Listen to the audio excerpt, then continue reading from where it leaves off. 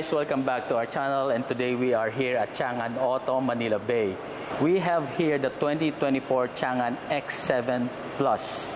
This X7 Plus was launched by Changan Auto Philippines in late September, and today they now have the production units, and they are now available here at Changan Auto, Manila Bay. Join me and let's inspect the features of this crossover. Before we proceed, let me just mention that there is no brochure yet for this particular model, even in the Changan Auto Philippines website as we speak, as of this recording. So we'll see what we can see, and that's what I'm going to show to you guys. The Changan X7 is priced at 1,580,000 pesos, and it is being positioned as a crossover, competing with the Expander, the Veloz, Avanza, Rush, and the likes.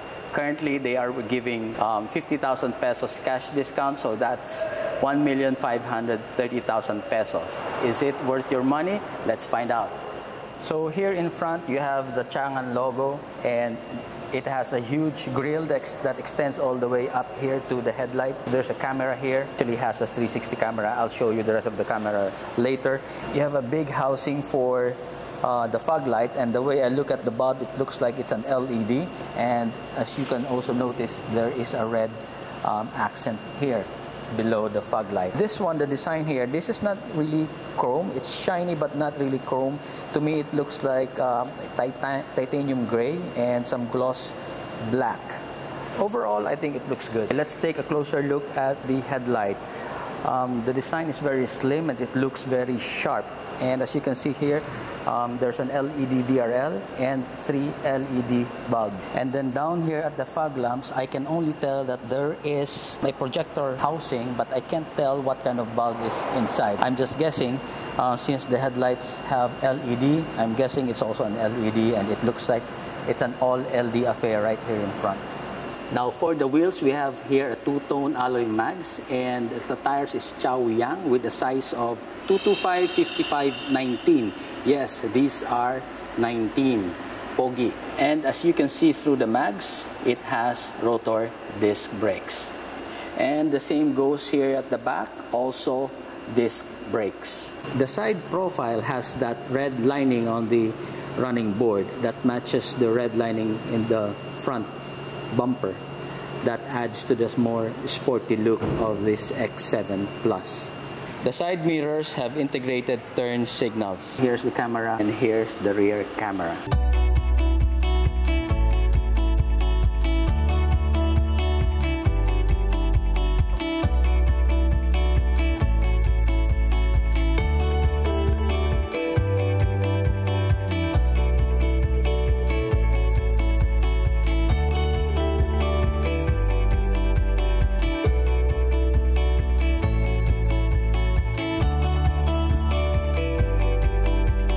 Here at the back, you have a spoiler with integrated third brake lamp.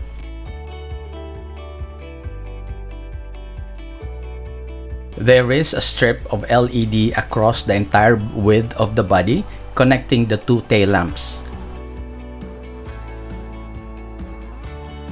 And the tail lamps have halogen bulbs, turn signals are LEDs, reverse lamps have halogens.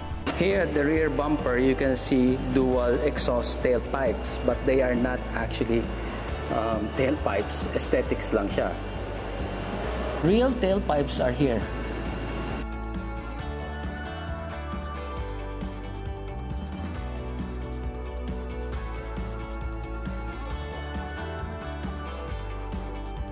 Okay, here is the key fob. It has 4 buttons. Let's play with it and let's see how the X7 reacts. So this is the unlock button. There. DLR and headlights are turned on. Let's lock it.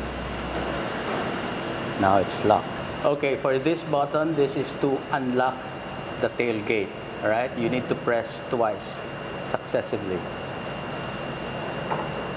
There. So what it just did is to unlock the tailgate, not the rest of the doors. Let's check. There you go. Okay, let me just clarify. This one has no automatic lift gate. It doesn't open automatically. It just unlocks it automatically using the third button here. Now the fourth button here is to remotely start the engine. You just need to press it for 3 to 5 seconds. Let's try. 1, 2, 3, 4, 5. There you go. So that took what? More or less 5 seconds. Let's pop the hood. And then, no struts. The hood is quite heavy. There you go. The engine of the Changan X7 Plus is a 1.5 liter 4-cylinder turbocharged gasoline engine. Like I mentioned, they don't have the brochure yet, although I've read some articles saying how much HP and Newton meters of torque it has, but I'd rather not mention those figures since Changan Auto Manila Bay told me that they don't really know the exact figures yet. So let's just leave it at that for now. Just like most of the compact SUVs and crossovers nowadays, they have 1.5 liter engine with turbo. So it looks like it's the standard now. And the transmission is DCT or dual clutch transmission. And with the layout of the engine, this is obviously a front wheel drive. Let's take a closer look at the engine bay. Here is your air inlet. Air goes inside the box, passing through the air filter, going through the intake tube, all the way back there to meet the turbo, where the turbo would compress the air and forces the compressed air into or inside the intake manifold. Here's your battery, your fuse box, and the brake fluid reservoir. I don't see any reservoir for the power steering fluid, and that tells me this one is already using electric power assist steering. And right there at the bottom part of the engine, you will find the aircon compressor, and just right above it is the alternator. And then you have your washer here, your washer fluid for your wiper. And then if you guys notice, it has 2 coolant reservoir. I've read this somewhere about having 2 coolant reservoir, but this is really my first time to see one in person.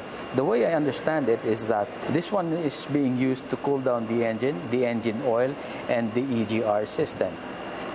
While the other one there, the smaller one,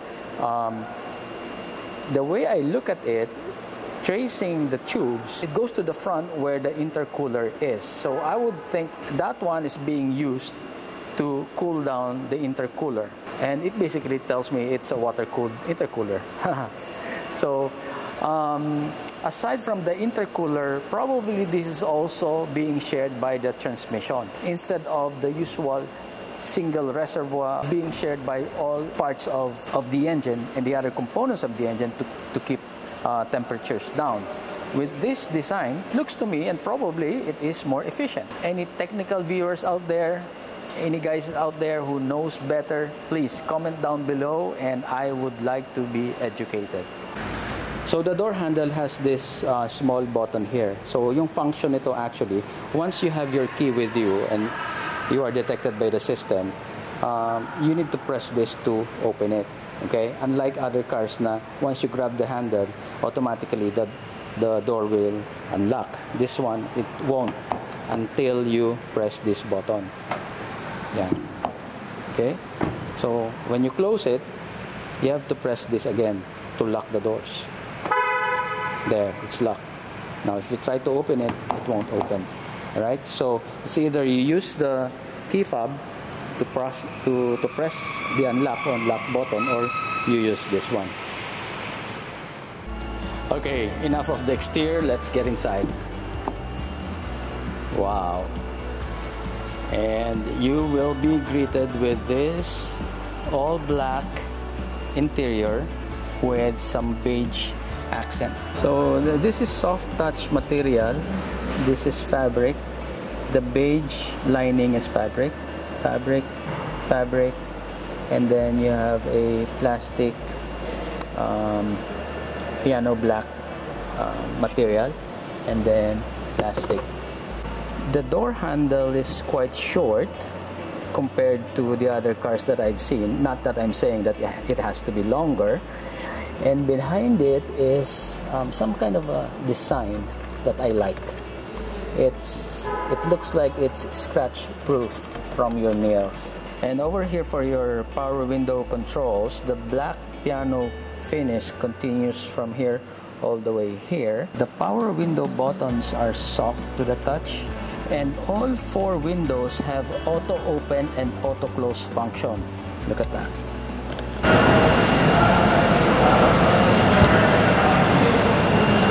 There is no button to auto fold the side mirrors. So going inside, you will be greeted by a very soft black leather interior, really soft to the touch, malambot. And the beige stitching continues here from the door panels na nakita nyo kanina. So this one is leather, this one is parang suede, and it has that ocean logo. I'm not sure yet what that is. You have your airbag here, and ang ganda nitong side bolsters. The leather is really sobrang malambot to the touch. When you actually sit on it, kanina, yung first time kong umupo, typically, pag upo mo, mararamdaman mo to na naupuan mo, na mauumbok sa'yo dito. But then, eto pag upo mo, lulubog ka eh. Parang ganun siya kalambot, na halos hindi mo na siya maramdaman. Okay, the power steering can be adjusted. Tilt only. No telescopic adjustment. Upuan naman can be adjusted manually. So, there is a lever here, forward, backward, and yung height can be adjusted going down, going up, and recline, and forward. Okay? One thing I noticed, pag upo ko, na-feel ko na medyo maliit yung upuan. For my size, mukhang tama lang to. I'm 5'6". But for somebody bigger, I'm sure mafe-feel niya na medyo masikip dito.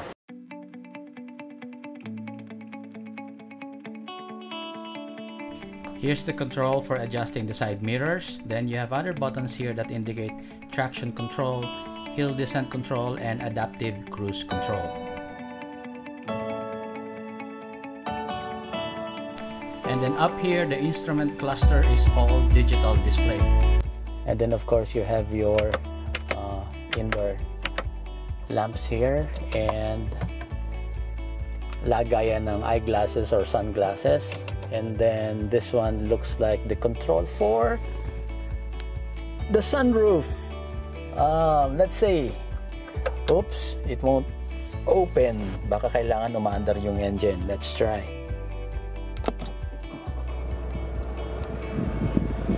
Okay, so there you go. Oh, nice. It opens up quietly. Ang laki. It opens up all the way to the back of the second row, just right at the beginning of the third row. So, ang ganda ng opening. I just want to clarify that as far as the sunroof is concerned, the glass itself do not open. It's only the shade that opens up. Alright? So, yung glass na to, hindi yan nabubuksan. Ang ganda ng interior. Andito, the leather here continues with the beige lining, and then you have this big floating infotainment touch screen there. I don't know exactly kung anong size to, but I'm just estimating it looks like it's about 10 to 11 inches or maybe 12. And right below here, meron kang 12 volt power supply with a maximum of 120 watts, and you have 2 USB ports. Nice space here to put your cell phone. I like the short shift lever here. Ayan o, mababa lang siya.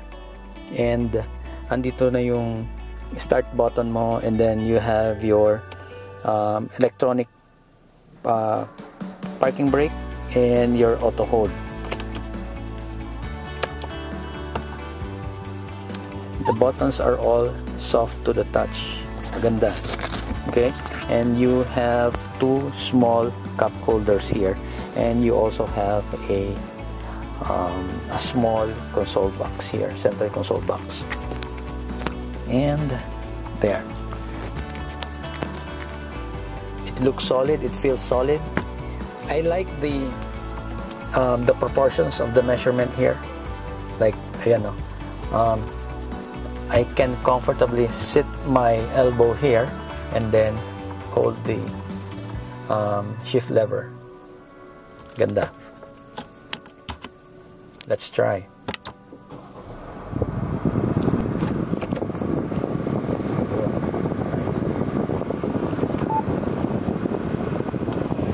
Maganda tong material na ginamit nila dito that looks like titanium gray, and it's quite rough. Okay, mas gusto ko to kesa sa yung all piano black finish na like this, na very prone to scratches. This one, I like it. Macho tingnan tong ganitong color and ganitong feel, ganitong material. When you park the car, put it on P, the auto parking brake will engage automatically, even if in-off ko yan kanina. There are indicators here, see? P, R, and D. Pero wala siyang light. I turned on the lights so that you won't keep on staring at that, kasi meron namang nakalagay dito sa harap. You don't have to take your eyes off the road. So ayan, naka P, reverse. Now let's look at the 360 camera. Let's put the shift lever to reverse, and look at that. Ang linaw. Yan. Meron siyang two options dito. So meron 2D, and that is the current view. 2D, and let's move to 3D. There you go. That's when you get your 360. Ganda. Nice. Look at that. Beautiful. Ang lambot ng steering wheel. Ayan, no? So this confirms my guess a while ago when we were there at the engine bay, when I said that I couldn't find any reservoir for the power steering fluid. I was guessing that this is using electronic power assist. With that, plus the softness, the smoothness of this one, I think I can already tell by 99% I can tell this is already e-pass. Sobrang lambot. Let's test naman the power steering ratio. Mabilis ba yung power steering niya? Okay, so this one right now, nakasagad na siya sa left. Let's count. 1, 2. Wow! What was that? 2.5 lang? Ang bilis! 2.5 lang. So this is really just like our Subaru XV 2018. Mabilis ang power steering nito. Look. Wow. That would be nice. So I can imagine masarap to gamitin sa city. Sobrang lambot na ng power steering, and mabilis pa. Okay, going inside here in the second row is a continuation of the nice smooth leather. And yung design ng upholstery is minimalist. Wala siyang masyadong kung ano-ano. And I think I like it. And then, pag-upo ko, first thing I noticed, mataas dito. Which is good, comfortable. Look at the space, or look at the height of the seat here. Mataas. So, very comfortable, supported yung thighs mo. This was my driving position kanina. I did not change that. So, malaki, maluwag. Right? And then, there is more than enough headroom for me. But, again, I'm only 5'6". Pero maluwag na maluwag. I think even bigger guys would be able to sit here comfortably. Alright? Now, can 3 people sit here? I think so. There is enough space here. Hindi awkward yung position mo. The level is about the same. Hindi ka mukhang elevated. So, same position. You can sit like that. Okay? So, very comfortable. 3 persons my size. Now, going back here, if there's only two of you, meron ka ditong, you have your armrest, still having that smooth leather, soft touch, smooth leather, and meron kang maliit na dalawang cup holders. And the middle passenger also has his own headrest here. Here at the back, you have two small aircon vents. Ayan. And then right here, somewhere lower part, here at the middle, you have one USB port. Okay? And then right there at the bottom, meron ka pang maliit na parang compartment where you can store something. And then here at the back, you have this nicely designed LED indoor lamp. You know, cool. And there's another one here on the other side. Okay, so how do we access the third row seat? May hawakan dito, like that. So, meron siyang parang spring. If you notice that, hinawakan ko lang to. Let me do it again. Okay? Pag-clip mo pa lang nito, oh, di ba? Nice. Ang bilis lang niya nag-open. And then you can easily access, go inside to the third row. So, ito yung space dito sa third row seat. Okay? Ito, yung position nito, this was my sitting position a while ago na sobrang luwag. Hindi ko pa ina-adjust. I can already tell na dito, in terms of width, mukhang sakto lang dito ang dalawa na adult. Alright? And of course, obviously, yung Nico dito bumabangga na. But I think with just a little bit of adjustment ng second row, magiging comfortable na dito sa likod. Now, one thing to note though, etong second row, hindi siya na-adjust forward-backward. Na-adjust mo siya fully forward just so you can get out or get in.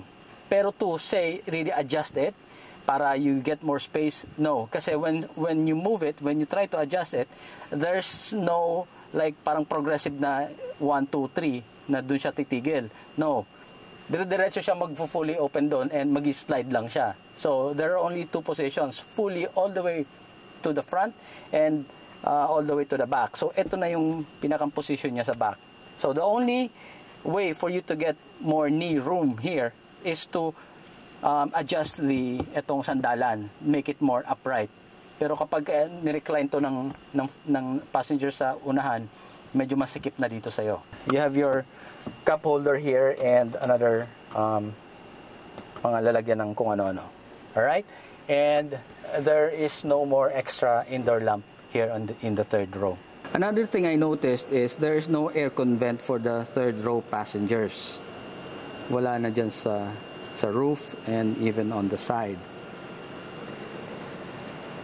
Okay? So you really have to rely on the AC from the first row and here on the second row. So siguro if you are traveling fully loaded with maybe 7 or 8 passengers, you will really need to ask the second row people or the driver to turn up the blower a little higher. As mentioned, the tailgate is not automatic. You have to open this manually. And you have a compartment here, ayan, where you can put some tools. Okay? So, parang naitatago mo yun. This is a little bit convenient, you know? Kasi sometimes, diba, pagka ganito, when you want to open it and you want to put something and you need your two hands to be free, it's kind of awkward sometimes where to kind of put the cover. Either you take it out and let it stand here. Pero eto, nice little thing, you know, may insert mo siya dyan. Oh, and then you can do your thing. And I think you have enough space here that about 3 school backpacks can easily fit. And if you need more space, you can fold the third row seats manually.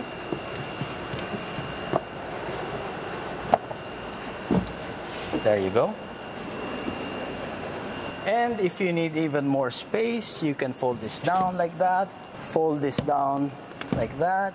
You can imagine how big the total space that you have here.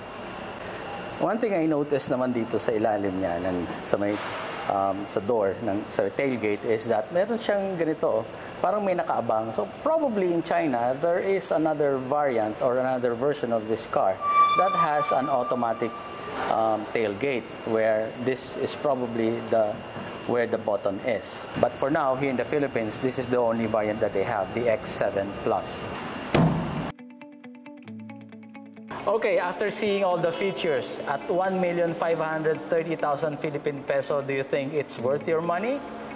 Let me know. Let's discuss. Comment lang po kayo dyan sa comment section. So guys, thank you for watching. If you like this video, please do not forget to subscribe. As always, drive safe. Thank you for watching. Bye. We would like to thank Changan Auto, Manila Bay, for organizing this review. And we have here Sir Raven Capada. Thank you, sir. Bali, sa lahat ng nanonood po, iniimbitahan ko din po kayo na kung gusto niyo po mag-visit dito sa Changan Auto Manila Bay, ayan po. Again po, I'm Raven Capada. Kung may mga question pa po kayo about promo, then you need, let me know po. Pangalan ko po sa Messenger is, ayun, Raven Capada. Tapos ito rin po yung number ko, 0991-762-4396. Ipa-flash po natin dyan yung name ni Sir Raven sa Messenger and then yung contact number niya para madali nyo pong makuha. Alright? Thank you, sir. Thank you, sir.